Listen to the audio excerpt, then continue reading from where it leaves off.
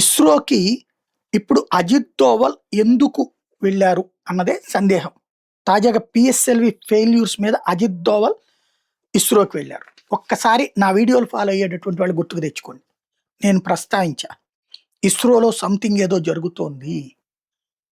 మనకి అన్ని టెస్టుల్లో సక్సెస్ అవుతోంది. ఇస్రో శాటిలైట్ టెస్టులు 2 సార్లు సైన్యానికి సంబంధించి ప్రత్యేకంగా ఆకాశంలో ప్రత్యేకంగా కొన్ని శాటిలైట్స్ పెట్టి ఉంచుతారు. అవి భూమి మీదన ఇసుక రేణువుతో సహా విజువలైజ్ చేయగలిగినటువంటి అద్భుతమైన టెక్నాలజికల్ మెటీరియల్. అవి పంపిస్తున్నప్పుడే 2 సార్లు ఫెయిల్ అయింది. 2 సార్లు ఒకే కారణంతో ఫెయిల్ అయింది. క్రిందసారి ఫెయిల్ అయిన కారణాన్ని రెండోసారి సెటిరైట్ చేయాలి, చేయలేకపోయారు. ఎందుకని? వాస్తవంగా భారతదేశంలో స్పేస్ టెక్నాలజీని దెబ్బ కొట్టడానికి దశాబ్దాల పాటు కుట్ర జరిగింది.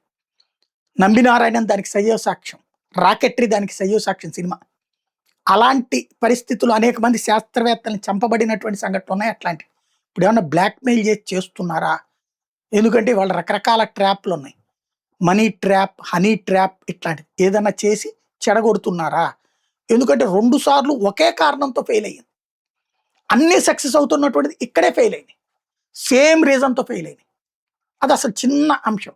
మొన్న చందు సాంబశివరావు గారు ఆ ఇస్రోకి సంబంధించింది అది ఫెయిల్ అయిన టైంలో మనతో డిబేట్లో కూడా మాట్లాడారు.